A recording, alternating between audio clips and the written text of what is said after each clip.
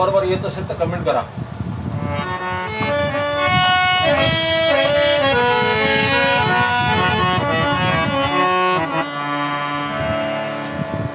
आवाज येत आहे काय?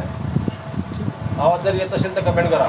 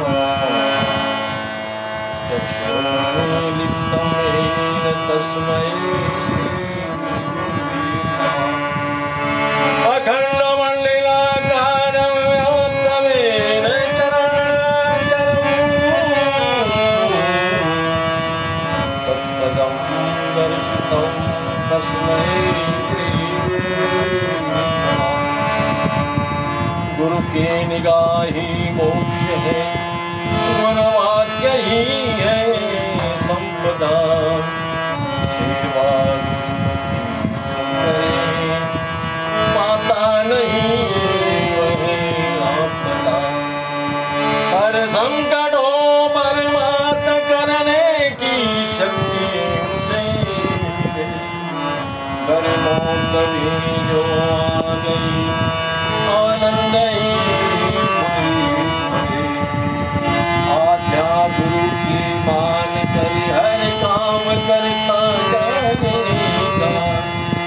वो का नहीं उनको कभी शुभ काम कर पाएगा.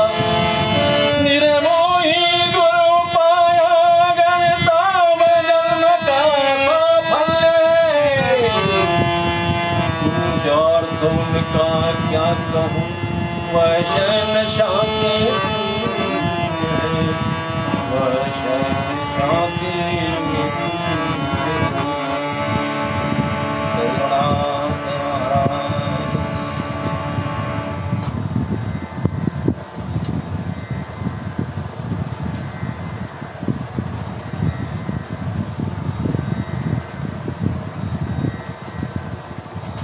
परमपूजनीय गुरुदेव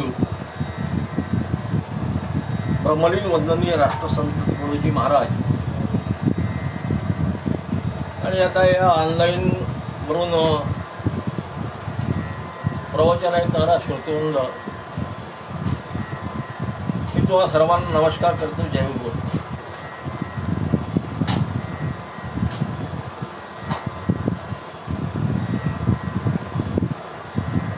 हरिभक्त परायण निखिल महाराज कुबळे आणि त्यांचे सहकारी आमचे स्नेही माझे प्रिय हरिभक्त परायण संकेत महाराज काळे यांचं हे पेज आहे सद्विचार प्रवाह.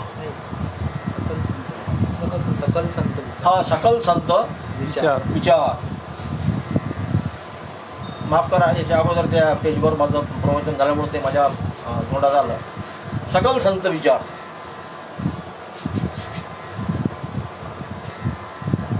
चार पाच दिवसाच्या अगोदर प्रिय संकेत महाराजांचा फोन आला की महाराज तुमचं या पेजवर एखादं प्रवचन असावं. आणि त्यांच्या स्नेहामुळे त्यांच्या प्रीतीमुळे मी होकार दिला आणि आज आपल्या सर्वांच्या समोर आहे.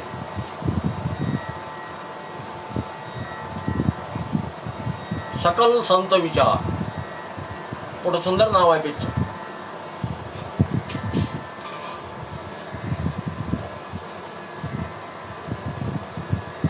या नावामध्येच व्यापकता आहे. सकल संत म्हटलं म्हणजे हे काही कोण्या पंथाच्या, कोण्या संप्रदायाच्या किंवा कोण्या धर्माच्या किंवा कोण्या देशाच्या सीमेत न बसणारं नाव आहे. जगात जेवढे महापुरुष झाले असतील, अर्थात संत झाले असतील, त्या सर्व संतांचे विचार या नावाला अभिप्रेत आहेत. आणि आमच्या या संकेत महाराजांच्या त्या नावाप्रमाणे याच्यामध्ये संकेत आहे, त्याला काही लोक इशारा म्हणतात, काही लोक त्याला सिग्नल म्हणतात. तो इशारा हाच आहे की संत हे सर्व धर्मात, सर्व पंथात, सर्व संप्रदायात, देशात विदेशात, सर्व विश्वात जगाचं कल्याण करण्याच्या दृष्टीने अवतरित झाले. मग ते सॉक्रेटिस असोत, कॉन्फ्युशियस असोत, बुद्ध असोत, महावीर असोत, पैगंबर असोत,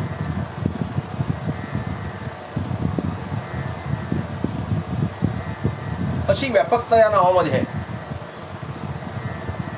वंदनीय राष्ट्रसंतांचं ते सर्वश्रुत एक भजन आहे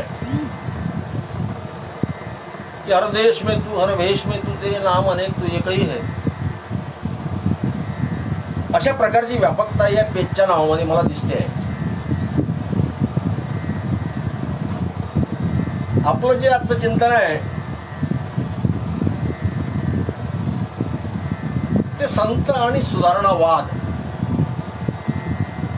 या बाबतीत थोडासा आपण तुमच्याशी मी हितगुज करण्याचा प्रयत्न करणार आहे.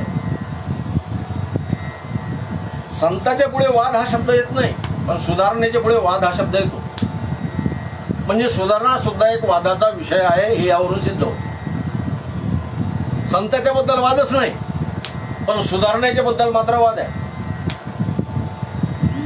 आता महाराजांना ग्रामगीतेमध्ये गेलं की रस्तो रस्ती खाद्यपेय ही एक सुधारणा आहे, गावागावात दारूची दुकानं ही एक सुधारणा आहे.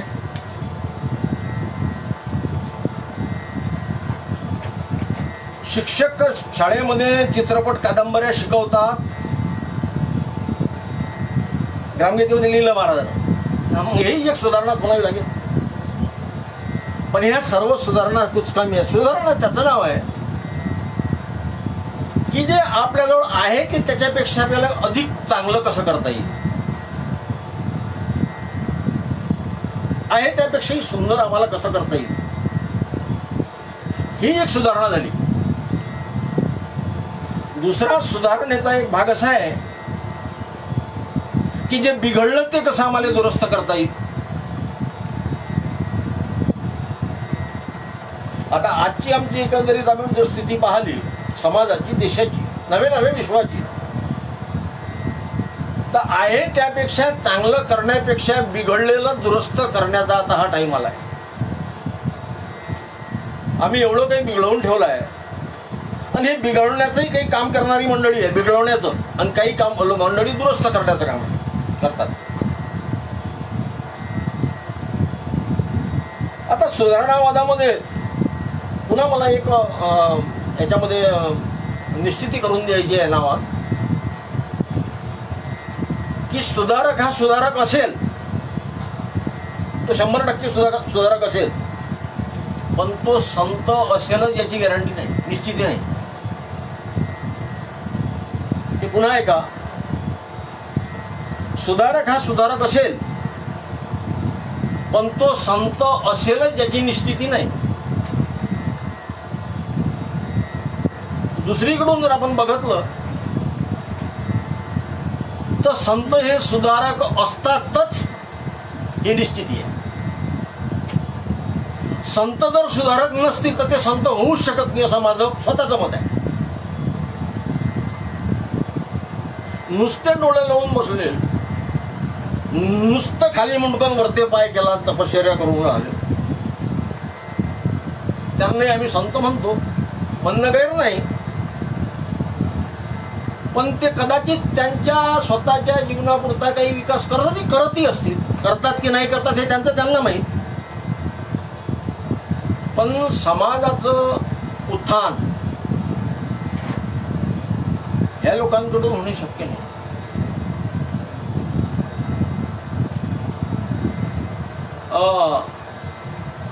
गुरु नानकजीनं एक तो दोहा लिहिला की साधू सिद्ध बहु अंतरा. त्याच्यामध्ये ते असं म्हणतात की सिद्ध पुरुष आणि साधू. साधू म्हणजे जगाला प्रबोधन करणारा, समाजाची घडी नीट बसवणारा, समाजाची दुरुस्ती करणारा, समाजाची अडचणी मिटवणारा हा साधू. आणि सिद्ध तो एकट्यापुरता आहे. रामकृष्ण परमहंसांनी त्याच्यासाठी एक उदाहरण दिलं त्यांच्या प्रवचनाच्या पुस्तकामध्ये. ते म्हणत की एखादी काळी प्रवाह पाण्याच्या प्रवाहामध्ये जर वाहून जात असेल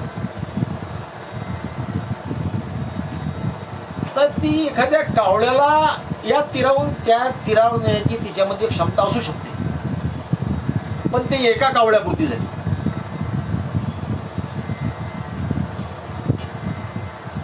पण लाकडाचा मोठा जर एखादा ओढा आला,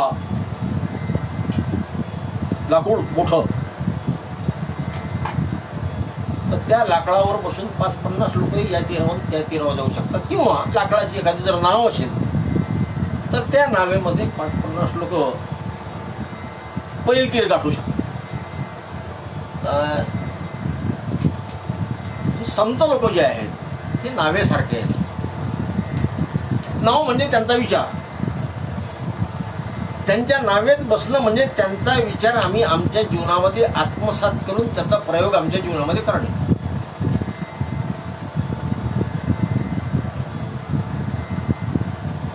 त्यांचा विचार हे नावच आहे. एकदा का आम्ही त्यांच्या विचारात बसलो म्हणजे काय, आम्ही त्यांच्या विचाराप्रमाणे जर वागायला लागलो, तो प्रयोग जर आम्ही आमच्या जीवनामध्ये केलो, तर ज्याला पैलतीर असं म्हणतात किंवा ज्याला मुक्ती वगैरे असं काही लोक म्हणतात, ते मात्र आमचे निश्चित आहे. महाराजांनी या बाबतीत एका ठिकाणी ग्रामगीतेत असं लिहिलं की संत जे दया सांगती तैसेची जे जन वागती, त्यांचाच उद्धार होतो जगी ऐसे असे. म्हणून सुधारक आणि संताच्या बद्दल वादच नाही. आतापर्यंत या भूमीवर, या विश्वामध्ये जेवढे महान महात्मे झाले, संत झाले, निश्चितच जगाची सुधारणा त्यांनी केली आहे. आणि संतांची सुधारणा हे प्रभावी आहे. त्याचं एक कारण आहे, नुसत्या सुधारणेच्या रेखा फाडणारे किंवा सुधारणेचे नकाशे तयार करणारे लोक, पण बहुतेकांचं असं झालं की त्याचं घर काही बांधलं गेलं नाही, नकाशे ते नकाशीत राहिले. इतिहासात तर काही नोंद्या अशाही आहेत की अस्पृश्य निवारण सुधारक गेले, मी नाव नाही घेणार नाही कोणाचं, पण नोंद आहे इतिहासात की अस्पृश्यता निर्मूलनाच्या किंवा जातीभेद नष्ट करण्याच्या सभेमध्ये व्याख्यान देऊन आले, घरी आंघोळ गेली, आपण बाटलो आहे म्हणून. असेही काही इतिहासात पुरावे आहेत. म्हणून सुधारणा हा वादाचा विषय होऊ शकतो. अर्थातच सर्वच सुधारक या पद्धतीचे होते असं म्हणता येणार नाही. ज्योतिबा फुले, सावित्रीबाई फुले ते संत जरी होते तरी 100% मात्र ते सुधारक होते हे निश्चितपणे सांगता येईल. आता संतांच्या सुधारकामध्ये संतही तेच काम करतात. प्रामुख्यानं जगाची सुधारणा म्हणजे जगाचं कल्याण म्हणजे काय, कल्याण म्हणजे त्या जगातला जो माणूस आहे त्याचं जीवन सुंदर बनवणे, त्याला दुरुस्त करणे, त्याला चांगल्या मार्गाने लावणे, त्याचा संसार सुखाचा करणे, जीवनाचं तत्वज्ञान त्याच्या हृदयामध्ये ओतणे, त्याचं वागणं, उठणं, बसणं, बोलणं ते दुरुस्त करणे, त्याच्या जीवनामध्ये गांभीर्य आणणे, ह्या गोष्टी संतांनी केल्या आहेत. आणि संतांवर लोकांना पायाच्या ठिकाणी संताला देव मानते. वंदनीय राष्ट्रसंत तुकडोजी महाराज म्हणतात की भावनेनं मोठे मोठे कामं होत असतात. समाजाची संतांवर श्रद्धा आहे. लोक श्रद्धेपोटी संतांचा जो उपदेश आहे ती उपदेशाची पेठच आहे संत म्हणजे.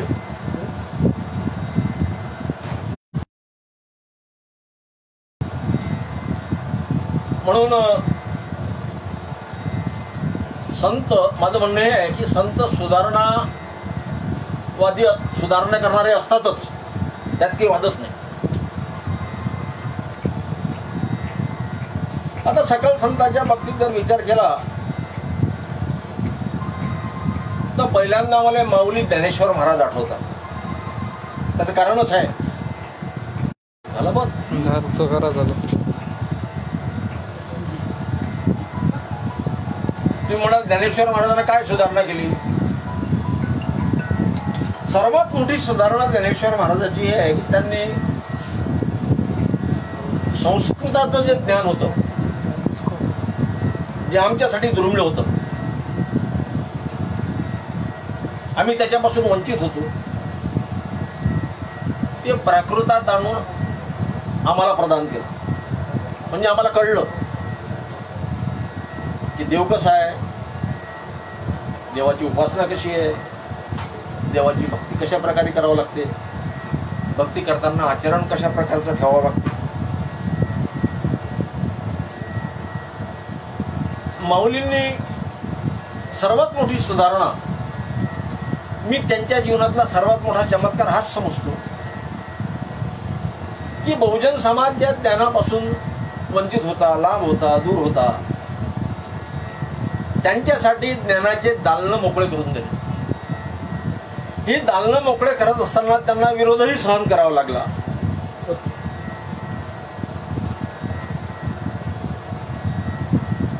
त्यावेळेची काही जी मंडळी होती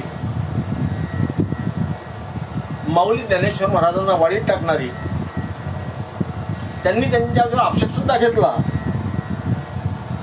की एवढं मोठं पवित्र संस्कृताचं ज्ञान तुम्ही प्राकृतामध्ये कशा काय सांगता.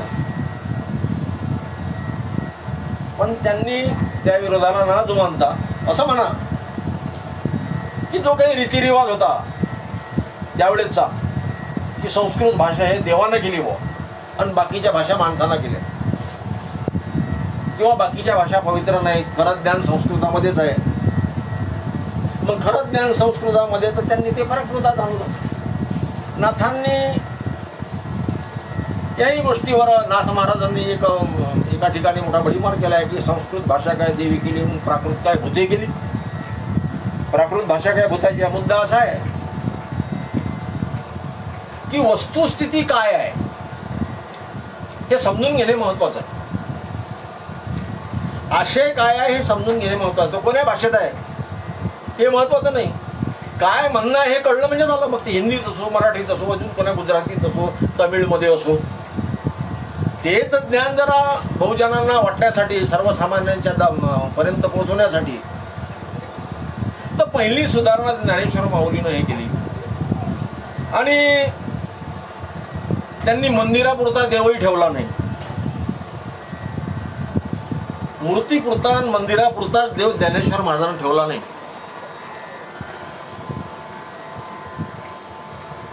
त्यांनी विश्वात्मक देव आम्हाला सांगितला. त्यांनी पसायदानच केलं की आता विश्वात्मक देवे येणे वागत तोषावे वगैरे वगैरे. किंवा दुसरं एक ज्ञानेश्वरीमध्ये त्यांनी एक ओवी लिहिली, मोठी सुंदर आहे ते, माझे घर अशी मती जयाची स्थिर किंबहुना चराचरा पण झाला. आता याच्यामध्ये दोन भेद आहेत. याच्यामधला जो स्थिर शब्द आहे तो अत्यंत महत्वाचा आहे. हे सारं विश्व माझं घर आहे हे म्हणतं वेगळं, आणि त्या प्रकारची मती तिथं स्थिर करणं हे वेगळं. ज्याची मती अशी स्थिर झालीशी की संपूर्ण विश्व माझं आहे, मी माझ्या कुटुंबापुरता नाही, मी माझ्या परिवारापुरता नाही, मी केवळ माझ्या जातीपुरता, माझ्या समाजापुरताच नाही, तर मी या विश्वाचा एक घटक आहो आणि हे सर्व विश्व माझं आहे अशी ज्याची बुद्धी स्थिर झाली आहे, म्हणजे त्याला इकडे तिकडे कुठं आता देव पाहण्याचा भटकण्याचं काही कारण नाही. मग त्या पुढच्या चरणामध्ये ते माऊली सांगतात की किंबहुना चराचर आपण जे सर्व दिसते ते आपणच आहो. माझ्या समोर जे बसलेले हे लोक आहे इथं, हे मी काही वेगळा नाहीये. वंदनीय महाराजांनी एका भजनामध्ये असं लिहिलं की हा जगाचा जो भेद आहे हा लयाला गेला पाहिजे, त्याच्याशिवाय शांती समाजामध्ये विश्वामध्ये प्रस्थापित होऊ शकत नाही. जगाचा भेद लयाला जाओ, शांती अखंडित राहो म्हणतात ते. अखंडित की शांती अजिबात शांती ढळलीच नाही पाहिजे. तर आमच्यामध्ये जे भेद आहेत त्या भेद कल्पना रसातळाला गेल्या पाहिजेत. रामगीतेच्या प्रार्थनेच्या अध्यायामध्ये वंदनीय महाराज लिहितात की भेद कल्पना जाती रसातळा प्रार्थनेच्या मुशी माझी.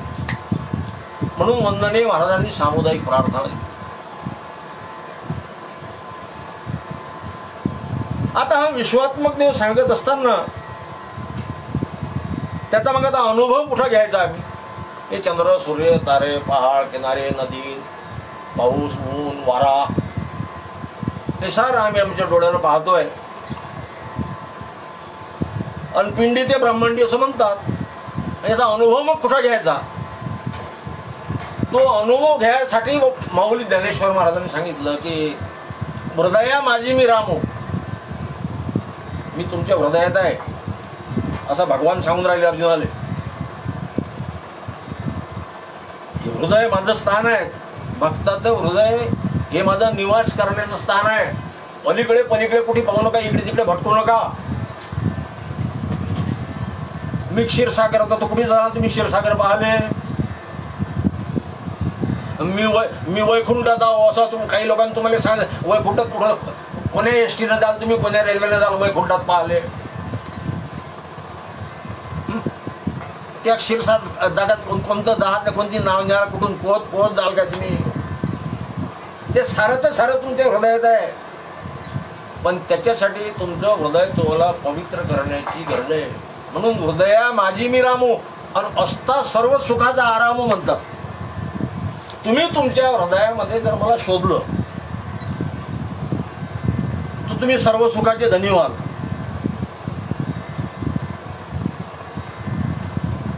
सर्व सुख तुमच्या पुढे लोटांगण घालतील. पण मग मला तुम्हाला तुमच्या हृदयामध्ये बसवायचं असेल तर मग तुम्हाला तुमच्या हृदय वंदनीय राष्ट्रसंतांनी कुठे एक सुंदर भजन दिले आहे बाबतीत की हृदयाच्या आसनीय तुझं बसवी पावन हा देह व्हाया सुख व्हाया मन मना. मन अनमना म्हणजे मनाच्याही पलीकडची जी अवस्था आहे, सर्व ठिकाणी सुख लाभण्यासाठी, माझा देह पवित्र होण्यासाठी. लक्षात ठेवा, हृदय जर पवित्र झालं तर देहही पवित्र होतो.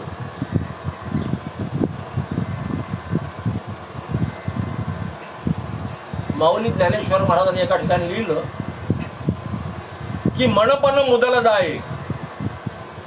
आमचं जे मनपण आहे म्हणजे आमच्या मनाच्या वासना विकल्प कामना इच्छा हेच आमचं मनपण आहे. मन आमचं आम्हाला स्थिर राहू शकत नाही. या मनातच सर्व बिघाड आहे, त्याचंच नाव मनपण आहे. नाही तर मन पवित्र आहे वास्तविक मुळात, पण ते मनपणावर गेलं. त्या मनाचा प्रवास विरुद्ध दिशेनं जर व्हायला लागला तर मग त्याच मनात ईश्वरी आहे आणि त्याच मनात काम क्रोध मद मोह दंभ ही आहे. मन जर खालच्या मार्गाने व्हायला लागलं ते अधोगतीकडे जातं. ऊर्ध्वगतीकडे जर ते व्हायला लागलं तर ते मनही देवता मनही ईश्वर मनसे बळा नकोय. मन उजियारा जग जग फैरे तब जग उजियारा होय. साऱ्या जगात त्याचा प्रकाश पडू शकते मनाचा. मनामध्ये एवढी मोठी शक्ती आहे. म्हणून तुकडोजी महाराज म्हणतात की मनाला स्थिर करवाया धरी गुरु प्रेम हृदयी या. माऊली ज्ञानेश्वर महाराज मी तुम्हाला त्या ओळीतलं फक्त एक चरण सांगितलं. तैसे मनपण मुदल जाय. मुदल म्हणजे मुद्दल. हे मुद्दल आहे. आणि हे मुद्दल जोपर्यंत मनपणाचं मुद्दल जोपर्यंत मनात आहे किंवा अंतःकरणात आहे, त्यालाच आम्ही मन म्हणतो, त्यालाच बुद्धी म्हणतो, त्यालाच चित्त म्हणतो, त्यालाच आम्ही अहंकार म्हणतो. त्या अंतःकरणाची अवस्था आहे. संकल्प विकल्प करते तेव्हा आम्ही त्याला मन म्हणतो, निर्णय घेते तेव्हा त्याला आम्ही बुद्धी म्हणतो, चिंतन करते तेव्हा आम्ही चित्त म्हणतो. आणि मी आहे अशा प्रकारचा भाव आपल्या ठिकाणी उठतो. हा अलीकडचा मी, पलीकडचा नाही. हा अलीकडचा मी जेव्हा उठतो त्याला आम्ही अहम असं म्हणतो. ह्या 4 प्रक्रिया अंतःकरणामध्ये खेळतात. ह्या 4ही प्रक्रिया बंद झाल्या म्हणजे अंतःकरण राहते. त्याला पवित्र मन किंवा पवित्र अंतःकरण राहा.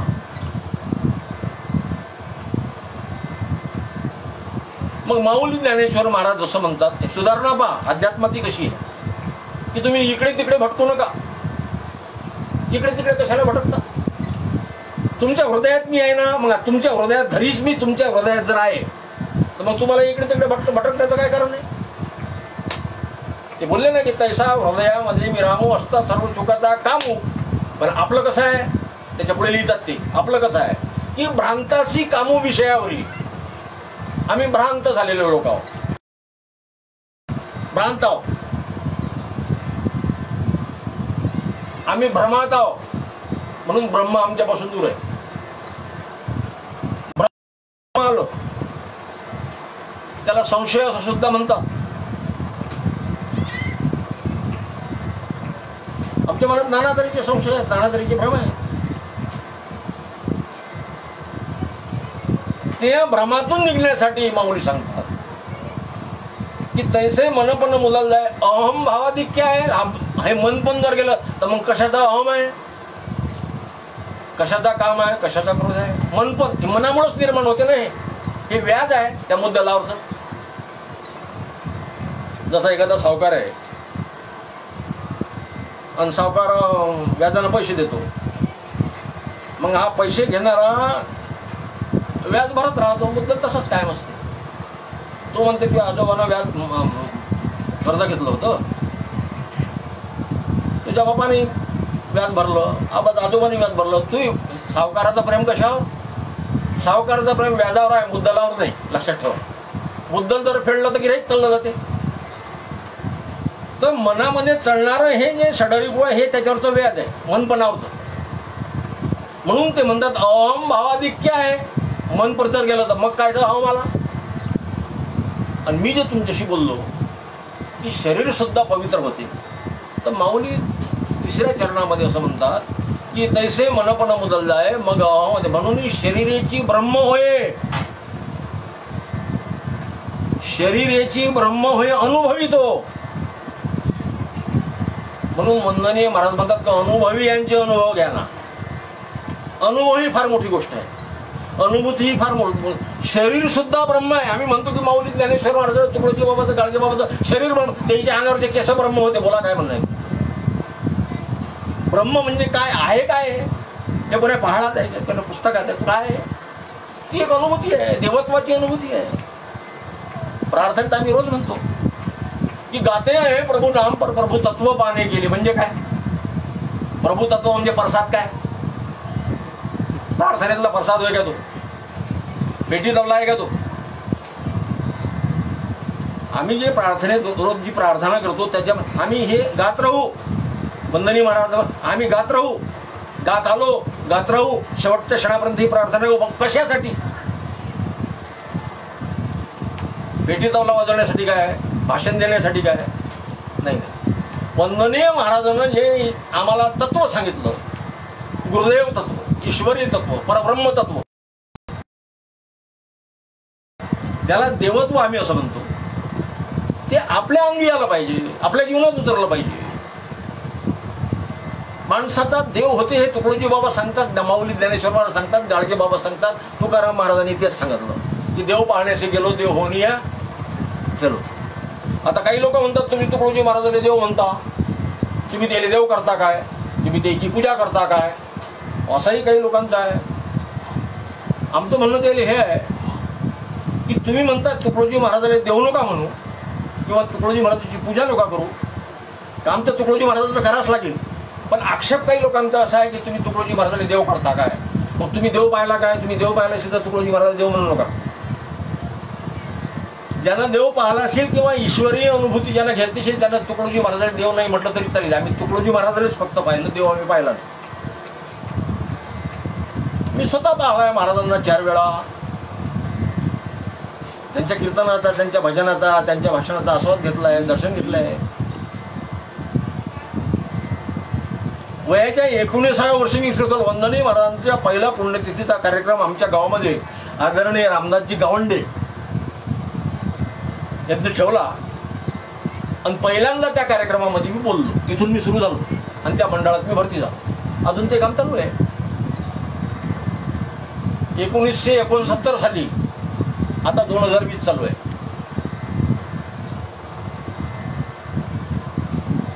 वंदनीय महाराजांचं देवत्व कळलं. त्यांचा विचारात आहे, त्यांचा विचार जर तुम्ही आत्मसात केला तुम्ही देव आहे. काय बिघडलं?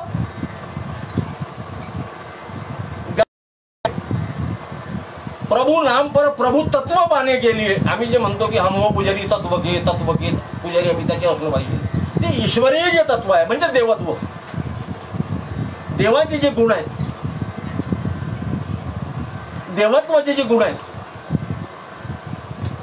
ते आमच्या ठिकाणी उतरवणे त्याच्याकरता प्रार्थना. म्हणून म्हणतात ते की पावन हा देह व्हाया, सुख व्हाया मन मना. आणि ज्यांना महात्म्याच्या शब्दाची अनुभूती झाली, आपल्या जीवनामध्ये काही बदल झाला, आपल्या जीवनामध्ये काही परिवर्तन झालं, आपल्या जीवनामध्ये काही शांती आली, अनुभूती पूर्ण त्याचं जीवन झालंय, त्याला इकडे तिकडे फिरकण्याची मग गरज राहत नाही. माऊली ज्ञानेश्वर महाराजांनी मोठी एक सुंदर ओवी दिली आहे ज्ञानेश्वरमध्ये की सांगे खूपच दळाची दाटे, जो जेवीला चंद्रकिरण चोखटरे, तो चकोरू काय वाळवंटी झुंबीत आहे. कमळाच्या फुलावरच्या दवबिंदातलं चंद्रामृत ज्या चकोरानं सेवन केलं तो वाळवंटातले खडे खाणार आहे काय? वंदनीय राष्ट्रसंत तुकडोजी महाराज आमच्यासाठी त्या कमलपुष्पासारखे आहेत की त्याच्यातल्या त्यांच्या विचाराचं अमृत आम्ही सेवत आलो, सेवत राहणार. वंदनीय महाराजांनी एका भजनामध्ये की मन हे चकोर अमुचे, आमचं चकोरासारखं मन झालं पाहिजे. मन हे चकोर अमुचे तू चंद्र भाविकांचा.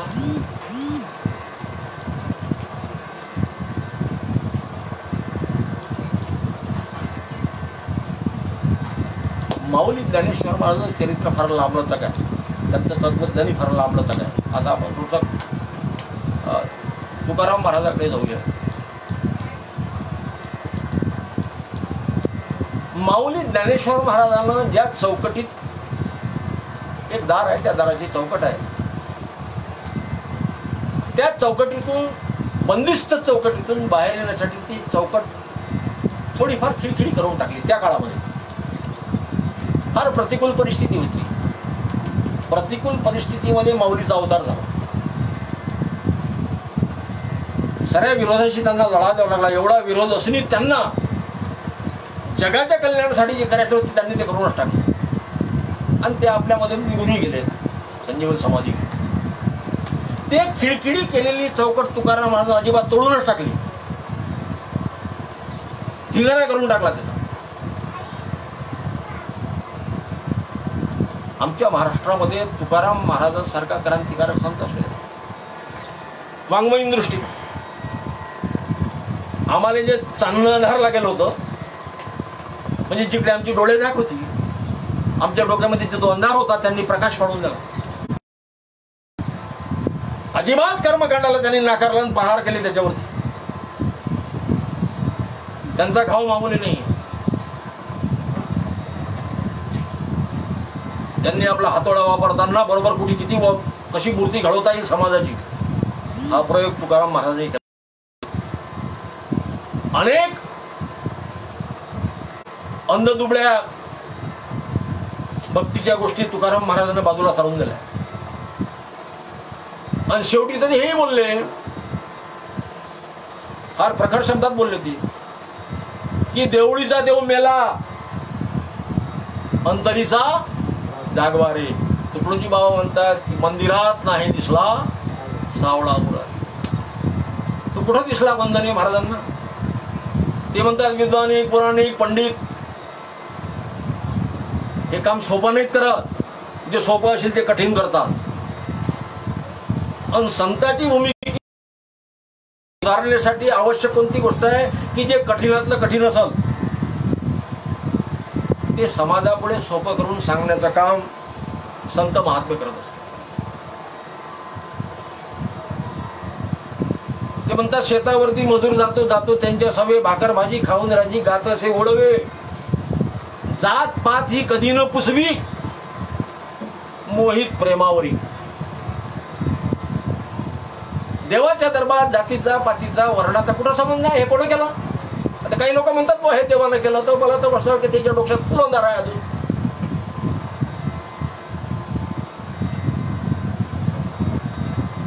बरं प्रमाण तुम्ही म्हणता हे तुकडोजी महाराजांनी काढलं असेल. नाही नाही नाही नाही नाही, नवीन काही ना सांगेन जुनेच देणे देवाचे. तुकडोजी महाराज म्हणतात मी नवीन नाही सांगून राहिलो, जुनच सांगून राहिलो, पण तुम्ही हे विसरले म्हणून मला नव्यानं सांगायला लागून राहिलो. माऊली ज्ञानेश्वर महाराजांनी सांगितलं काय? म्हणून कुळजाती वर्ण हे आगमेची कारण पार्था तू म्हणून कुळजाती वर्ण हे आगमेचे कारण येथे मी पण सार्थक अर्जुना. मी सर्व ठिकाणी आहे.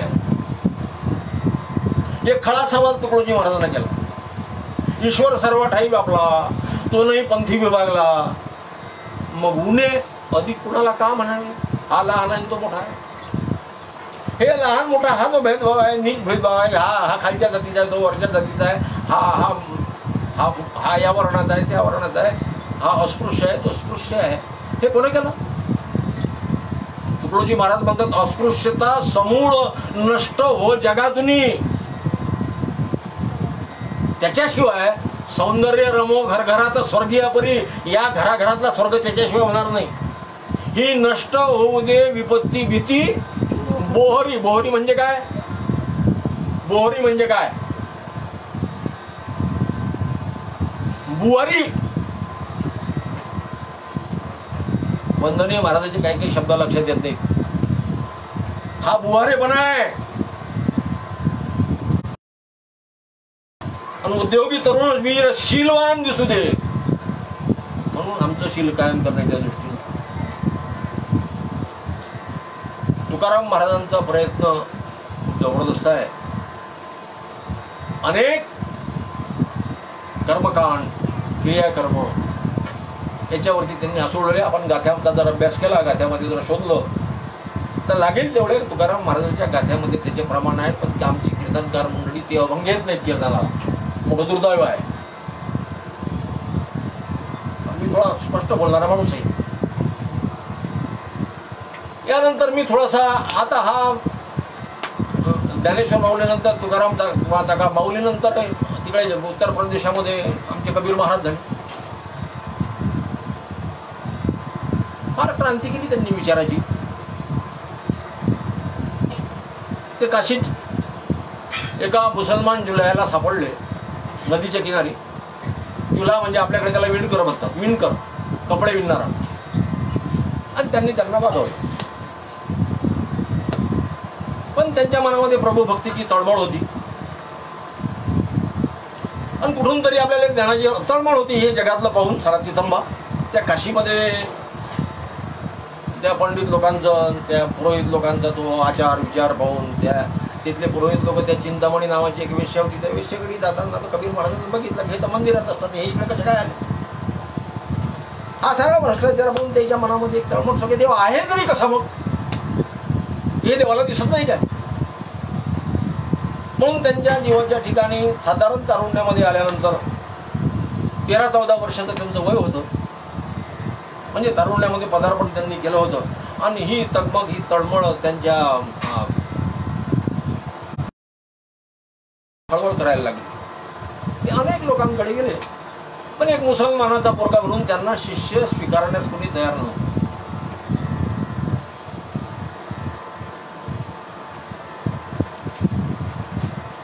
ते रामानंदाकडे गेले. रामानंदांनी त्यांना स्वीकारलं नाही. काशीमध्ये ते प्रकांड पंडित होते, विद्वान होते.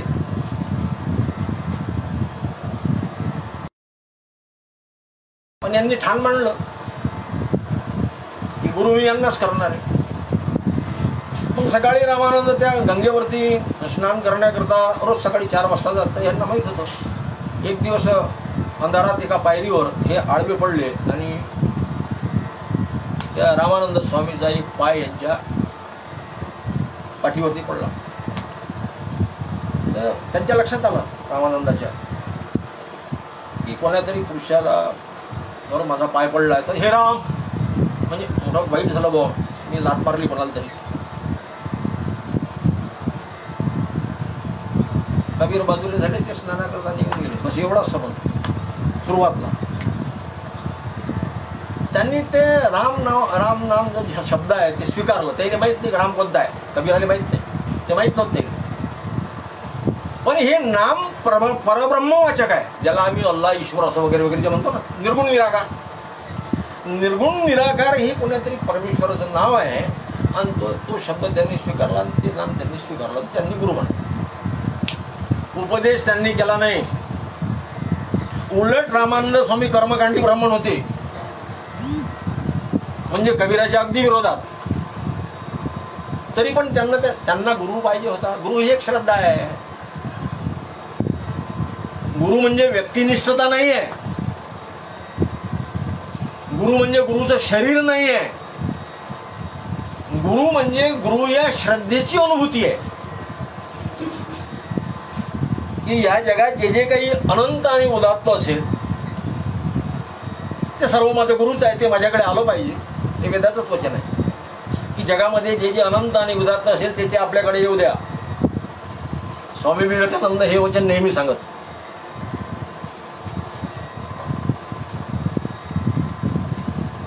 आणि त्यांनी अंतर्मनामध्ये आपली साधना सुरू केली आणि त्यांना दिव्यता कळली की खरा ईश्वर हा माणसात आहे. माणसाचाच ईश्वर होते. माणसाच्या वर्तनानं मनुष्य देवत्व प्राप्त करू शकतो. संतांच्या बाबतीत मी सांगू, संताचं जे संतत्व आहे ते त्यांच्या पांडित्यात, विद्वत्तेत किंवा त्यांच्या कलाकौशल्यात नाही. कलाकार आहे म्हणून संत नाही. पांडित्य त्याच्याजवळ आहे म्हणून संत नाही. विद्वत्ता जबरदस्त त्याच्याजवळ आहे म्हणून तो संत नाही आहे. खूप मोठी तपश्चर्या केली म्हणून तो संत नाही आहे. संताचं संतत्व त्या संताच्या वर्तनात आहे. वर्तन माणसाचं तोपर्यंत बदलत नाही जोपर्यंत ईश्वरीय अनुभूती होत नाही. वर्तन बदलणं सोपं नाही आहे. भाषण मनुष्य सुंदर करेल, कीर्तन सुंदर करेल, पोथ्या सऱ्याच्या सऱ्या तो पाठ करून घेईल, पण त्याचं वर्तन बदलण्यासाठी तर ईश्वरीय कृपा लागते किंवा त्याला गुरुकृपा असं म्हणतात. म्हणून संतांचं संतत्व हे त्याच्या वर्तनात असते.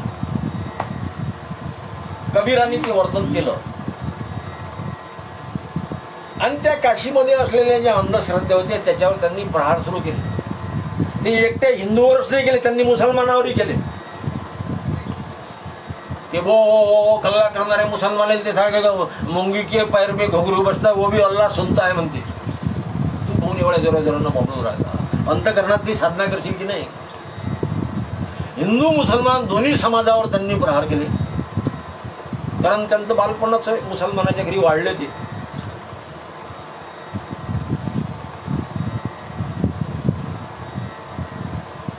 त्यांच्यावरती 2-3 वेळा त्या काशी शहरातल्या त्या अंधश्रद्धेवर प्रहार केल्यामुळे किंवा या पंडित लोकांच्या, पुरोहित लोकांच्या वागण्यावर त्यांनी प्रहार केल्यामुळे 2-3 वेळ खुनाचा प्रयत्न त्यांच्यावरती झाला, पण तो सफल झाला. त्यांच्या झोपडीच्या समोर ते एक वेश्या होती आणि तिच्याकडे ते तिथे सरदार वगैरे ते राजे रजवाडे ते सगळे पाहायला सुंदर होती, तिच्याकडे येत असत. नेमकं त्यांचं संध्याकाळी हिच्याकडे येण्याचा काम, त्या लोकांचं त्या बाईकडे प्रवेश होण्याचा वेळ आणि यांची प्रार्थनेची वेळ. कबीर महाराज त्यांच्याकडे काय होतं, झोपडी एक तारी होती. हा शेवटचा टाइम आहे त्यांचा. त्यांनी गृहत्याग केल्यानंतरचा टाइम आहे. ते संसारिक होते, त्यांना मुलं बाळं होते. कमाल नावाचे आणि कमली नावाची त्यांना एक मुलगा आणि मुलगी होती. आणि ते बरं कबीराचे जे भजन आहे ते उपदेश गाणं आहे. ते देवदेव करत बसले नाही. त्यांच्या त्या भजनामध्ये जर तुम्ही एकंदरीत पाहाल तर भजनामध्ये त्यांनी सारं देवाचं भजन तर केलंच, देवाच्या नावानं तर केलंच, पण समाजाला उपदेश करण्याच्या दृष्टीनं त्यांची ती भजनं होती. थोडंसं एक पाहू.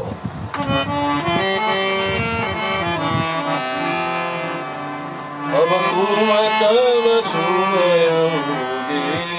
राम, अब तुम कब सुमरोगे राम, अब तुम कब सुमरोगे राम, अब तुम कब सुमरोगे राम, अब तुम कब सुमरोगे राम.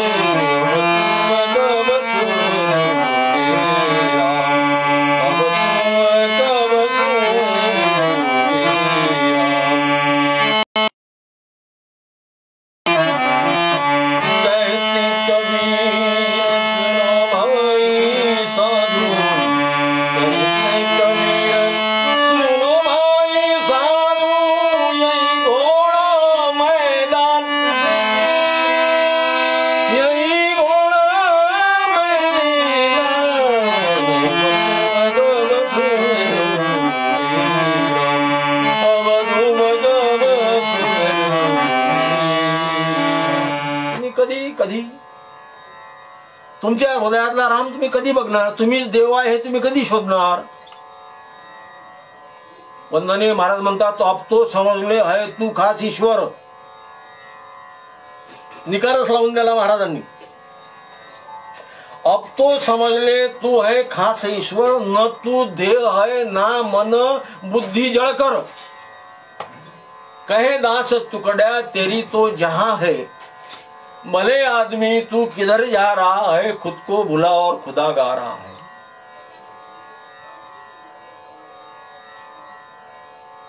कर्मकांडावर प्रहार करताना त्यांनी एक भजन समाजासाठी दिलं. आम्ही आजही त्या विळख्यात आहोत. हे दसवा, तेरवी, पिंडदान, पित्र, हे टकलं करणं, चट्या करणं, हे दक्षिणा, दान, अजूनही समाज त्याच्यामध्ये बुडालेला आहे. ते फसवणूक आहे. कोणता तिकडे स्वर्ग आहे, कोणतं तिकडे काय आहे. तुमच्या आम्हाला दान द्या, तुमच्या बापाला आम्ही स्वर्गाला पाठवतो. सोन्याची गाय द्या, नाही ते जिवंत गाय द्या. कावळ्याला खाऊ घालतो. कावळा नाही भेटला तर लह्याचा करतो. लह्या नाही भेटला तर हरायचा करतो. ना आता तर काही लोकांना ऑनलाईन दशक्रिया केल्या. किती मूर्खाचा बाजार. अजूनही आम्ही फसलेले आहोत. जेवढे महात्म्यांचे विचार आमच्याकडे आहेत, आमच्या घरी त्याचे फोटो आहेत. तुकडोजी महाराजचा फोटो आमच्या घरी, भगवान कृष्णाचा फोटो आमच्या घरी, ज्ञानेश्वर माऊलीचा फोटो आमच्या घरी, पण आम्ही काही ते सोडायला तयार. त्यांनी या बाबतीत एक भजन लिहिलं. तुकाराम महाराजाचं एक भजन आहे की अवघा तो शकून हृदयी देवाचे, ज्याच्या हृदयामध्ये देवाचं चिंतन आहे त्याले सारा शकूनच शकून, त्याले काही करायचं काम नाही ती तंबावा. हे तुकाराम महाराज सांगतात. तुका म्हणे हरीची या दासान शुभ काळ दाही दिशेनं तुम्ही गेले, फक्त परमेश्वराचं चिंतन मात्र तुम्हाला तुमच्या हृदयामध्ये ठेवावं लागेल. या बाबतीत कबीर महाराज काय म्हणतात ते म्हणतात की नारायण जिनके हृदय में, तुकाराम महाराज सांगतात तेच ते सांग, सारे संत एकच सांगते ना. भेद आमच्यातच आहे, संतात कुठे आहे. कोणीही संतांना संप्रदाय पैदा नाही केला. ते संत महात्मा झाल्यानंतर त्याच्या मागच्या लोकांनी संप्रदाय पंथ निर्माण केले.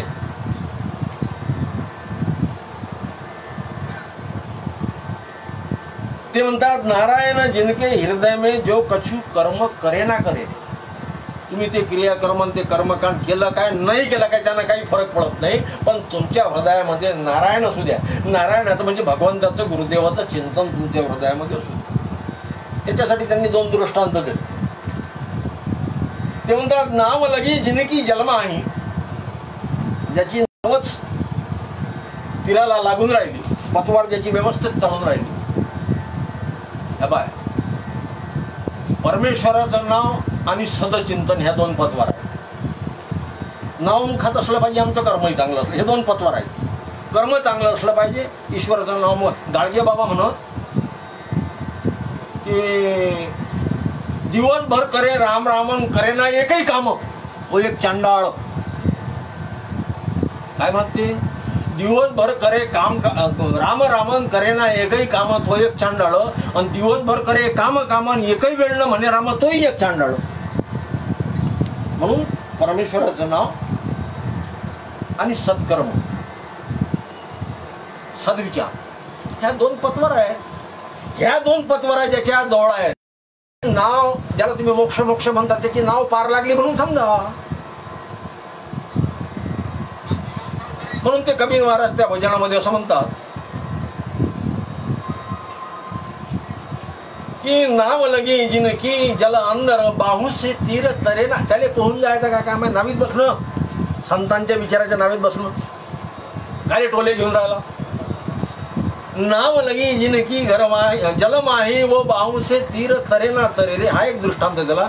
दुसरा दृष्टांत देण्याचा दिला की पारसमनी जिनके घर माही, पारसमनी जिनके घर माही वो धन संचय करे ना करे रे. ज्याच्याकडे पारसाचा दगड आहे, एक कल्पना आहे की ते पारिस फंडाला लावलं म्हणजे सोनं होते. तर तो एक दृष्टांत. पारिस ज्याच्या घरी आहे म्हणजे संतांचा विचार. परीस आपण काय बोध घ्यायचा त्याच्यामधून. परीस म्हणजे काय, परीस कोणा पाहिला काय, कल्पना आहे ते की तो परीस लोखंडाला लावला म्हणजे त्याचं सोनं होते वगैरे वगैरे. कल्पना चुकीची नाही, ते रूपक आहे. ते रूपक म्हणलंय.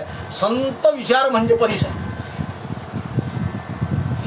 संत विचाराचा स्पर्श जर आपल्याला झाला तर आपल्या त्याचा अर्थ असा आहे की संत विचाराचा स्पर्श जर आपल्या जीवनाला झाला तर आपल्या जीवनाचं सोनं होते. आटोपलं काम. पारस मनी जिनके घर माई ओ धन संचय करे ना करे रे.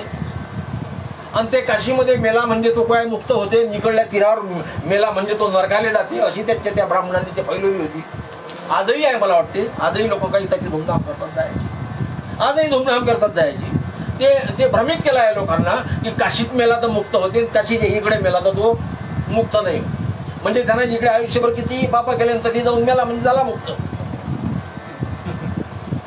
किती वेळगळपणा आहे. तर त्या बाबतीत कबीर महाराज असं म्हणतात, काय कबीर सुनो भाई साधू काशी में जाय ना मरे रे.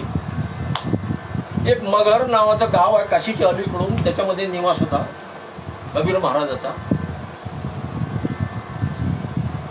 तर त्या मगर शहरातच माझं दफन करता मला काशीत देण्याचं काम नाही, मला त्या मुक्तीचंही द्यायचं काही काम नाही. तर तुकडोजी बाबानं त्या अंत्यसंस्कार अध्यायामध्ये त्याचं प्रमाण दिलं आहे. काशी भक्त संत कबीर समाधीशी निवडती गाव मगहर, त्यांनी तिथंच समाधी घेतली. ती आता उद्धारभूमी झाली म्हणतात तुकडोजी महाराज. काशीपेक्षा लोक तिथं जास्त जाऊन राहिले. उद्धारभूमी म्हणजे कशाला की त्यांच्या विचारानं उद्धार होतो. हे या प्रकारचे जे महात्मे येऊन गेले असे अनेक पुरावे देता येतील. गाडगे बाबाचं जर आपण उदाहरण घेतलं, आता ते माझ्या तालुक्यातले होते. आता आमचं अंजनगाव होतं, त्यावेळेला दरापूर तालुक्यात त्यांचं गाव आणि आमचं सातेगाव हे एकाच तालुक्यात होतं. माझ्या गावापासून 7 कोसावर त्यांचं जन्मभूमी आहे. किती प्रतिकूल परिस्थितीमध्ये त्यांनी प्रबोधन केलं आहे समाजाला. अंगठाछाप, कोणती पोथी नाही वाचली, कोणती पुस्तकं नाही वाचली, शाळेत नाही गेले, पण गाडगे बाबा जे बोलले तो वेदांत आहे.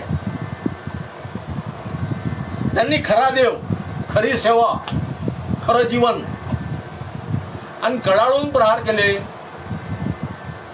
दारू पिणाऱ्यावर प्रहार केले, नवसा करणाऱ्यावर प्रहार केले.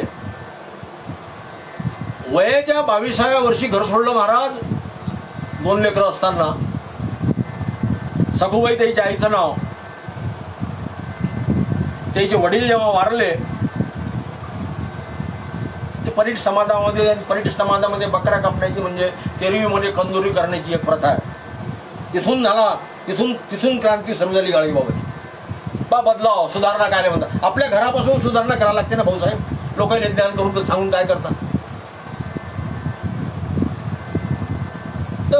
ते कंदुरी करायला लागते बाबा. दीड आण्याचं घर इकलं चुलत्यानं. तेरवी चांगली जोरदार झाली पाहिजे.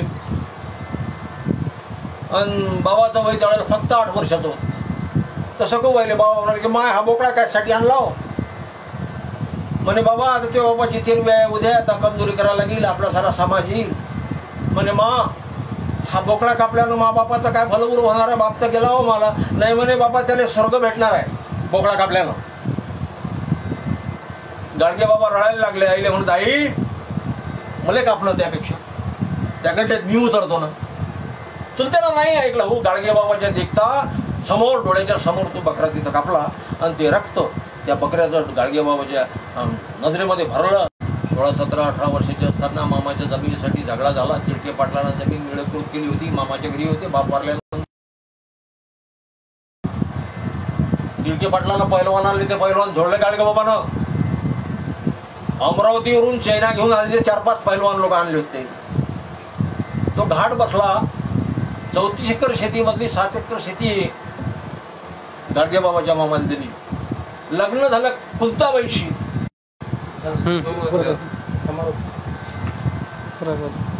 ते पाटील लोक म्हणत की रागा देवपूजे रे आणते तेले बकरा खाण्याचा 10 रुपयाला कशा होता. कलारीची 7 गावात आली. बाबा सांगत की बाबा तुमच्या नाल्या संडास विरा सभा करा. गावाच्या सार्वजनिक विहिरीमध्ये धांडे पडलेले आहेत. इकडे तिकडे सरी घाण आहे. कल्लारा येणार जाते. देवीच्या पुढे नवस केल्याने कुठे घाण जात असते काय. बाबाच्या पुरीली कल्लारा झाला. पाटलांनी सांगितलं की याच्या घरावर गोठे मारा. याच्या घरावर दगड मारल्याशिवाय दुरुस्त करणार नाही. वठ्ठ्याचा कुठ्ठा आता आपल्या पूजेत विघ्न आणून राहिला. आता जनता भाई जनार्दन भी है और जनता जंगी जानवर भी है. बिळले लोक गोठे माराले. थळा सखूबाई म्हणे तुले म्हणवले का डेब्या मोठ्या माणसाच्या वहिनी गुतबे. तू मोठ्या माणसाचा पाटलाचा विरोध करून राहिला. पायवर म्हणे पाटलाचे लोक आपल्या घरावर दगड मारून मारू दे. मग आता मारतेत तो. फळाफळ दगड आले. वरतून एक दगड पडला. त्या पुरीच्या डोक्यावरती बसला. खालदारापेक्षा गाडगे बाबाची पुरी त्या दगडानंच पेली. सोबत कोणी दुसऱ्या दिवशी यायला तयार नसतं. जमाताची लोकही नाही. पाटलांनी सांगितलं की त्याच्या पुरीच्या तुम्ही नसाल तर तुमचं खाणं पिणं दवा दुसरी बंद करून टाकणार आहोत. आजूबाजूचे लोक समाजाची लोक गाडगे बाबानं पोरगी खांद्यावर घेतली. फावळा हातामध्ये घेतला. एकट्यानं पोरगी त्या स्मशानामध्ये पुरवली आणि तिथं त्यांना साक्षात्कार झाला. तिथून ते घरी वापस नाही. फार लांबचं चरित्र आहे बाबाचं. आणि बाबाच्या जीवनाची क्रांती तिथून सुरू झाली. त्यांनी अंधश्रद्धेवर प्रहार. बाबाचं चिंतन एवढं जबरदस्त होतं की सर्व ठाई त्यांचा परमात्मा सर्व ठाई त्यांना दिसे. बया हिंदमुशांच्या यात्रेमध्ये रांडाईचे तंबू झालेले भिडले बाबा. प्रसिद्धी झाल्यानंतर त्यांचे सेवक त्यांच्यासोबत होते. लोक म्हणून बाबा इकडे कुकडे झाडून राहिले. हा तमाशाचा तंबू आहे ना. याची तर रांडा नसतात. म्हणले का आपल्याला त्याचं त्या रांडीचं काय करायला लागते. मी बिळ्याचे थुटकं पडलेले हे सभा करणार. आपल्याला हे बिळ्याचे थुटकं बनवून राहिले. आपल्याला ती रांड बनवून राहिली का बाबा. याच्यातच परमात्मा आहे. जिकडे तिकडे स्वच्छता करा रे. तुमचं मन स्वच्छता करा. म्हणून संतांची जी सुधारणा आहे. माझा बोलण्याचा उद्देश काय मी सुधारण्याच्या पुढे सुधारणा वाद हा शब्द लावला आहे, पण संतांच्या पुढे वाद हा शब्द नाही लावता. संतांची जी सुधारणा आहे ही कायम टिकणारी असते, समाजाच्या मनावर बसणारी असते आणि ते तसं पहिले वागतात म्हणून त्यांच्या शब्दाचा प्रभाव होत असतो. इतरत्र तुमच्या आमच्यासारखे बोलणारे, हे कीर्तनाचे भक्कम भरमसाठ पैसे घेणारे, हे याच्या म्हटल्यानं हे कीर्तन ऐकत नाही, याच्या म्हटल्यानं कोणी ऐकत नाही, आमच्या म्हटल्यानं कोणी ऐकत नाही. म्हणून ते संतत्व किंवा ते देवत्व जोपर्यंत ज्याच्या ठिकाणी येत नाही तो समाजाला घडवू शकत नाही. सोळा तो अवतीभवतीचे माणसंही बनवू शकत नाही. अवतीभवतीचे माणसं बनवण्यासाठी काहीतरी त्याच्यामध्ये लागते.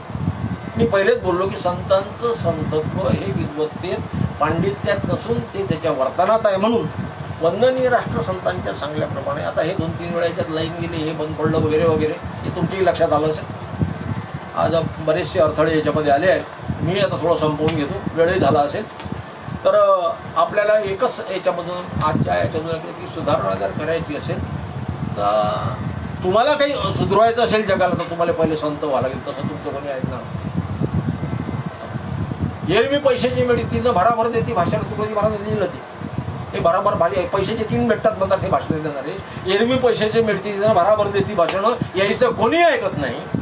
सुधारणा जर जगाची करायची त्याच्यासाठी संतच व्हावं लागेल. म्हणून जगाच्या कल्याणात संतांच्या विभूती देह कष्टविधी बरोबर. म्हणजे चाकू मारतात काय देहाव, देह कष्टविधी. मोठे मारतात काय देहावर ते आपल्या देह कष्टविधी म्हणजे पुन्हा खण्याला जातात काय ते नाही. देह कष्ट परोपकार म्हणजे ते अंतर्बाह्य त्यांची शुद्धी झाल्यामुळे त्यांच्या शब्दाचा प्रभाव समाजावरती तो समाजमन. आजही आमचं समाजमन आम्हाला जर दुरुस्त करायचं असेल तर संतांचे विचार अंगीकृत करून त्यांनी सांगितल्याप्रमाणे की संत जे दया सांगते तैसेची जन वाटती. मग त्याची पूजा करा, त्याने देव म्हणा नका म्हणू, पण त्याचा विचारही जरी मी आमच्या अंमलात आणला तर महाराजांना भजन लिहिलं की संतों को पूजो नहीं, संतों को पूजो नहीं, उनकी बात सुनो म्हणजे काय त्याचा विचार घ्या. आणि त्याचा विचार घेऊन त्याला देव म्हणा. तुम्ही काहीच नाही, तुम्ही राक्षसन ते देव कसं जमणार आहे. म्हणून आमच्या या सर्व संतांनी आता पुष्कळ सांगण्यासारखा या विषयावरती. सकल संत स्टेज आहे, सकल संत विचारतात, लागेल तेवढे संत आहेत. पण आता वेळेचं बंधन आणि विस्तार भय असतं. मी इथं थांबतोय, तुम्हा सर्वांना जयगुरु करतोय. आणि आमच्या महात्म्यांनी जो आम्हाला विचार दिला आहे त्याप्रमाणे आम्ही जीवन सर्व लोक आपलं बनवण्याचा प्रयत्न करू. हे आमच्या जीवनाचं उद्दिष्ट समजून आम्ही त्या कार्याला लागून एवढी शक्ती युक्ती बुद्धी गुरुदेव तुम्हाला देऊ अशी त्यांच्या चरणाशी प्रार्थना करतो. आणि आजचे माझे मोडके तोडके विचार इथं संपवतो. जय गुरु वाणी लागेल.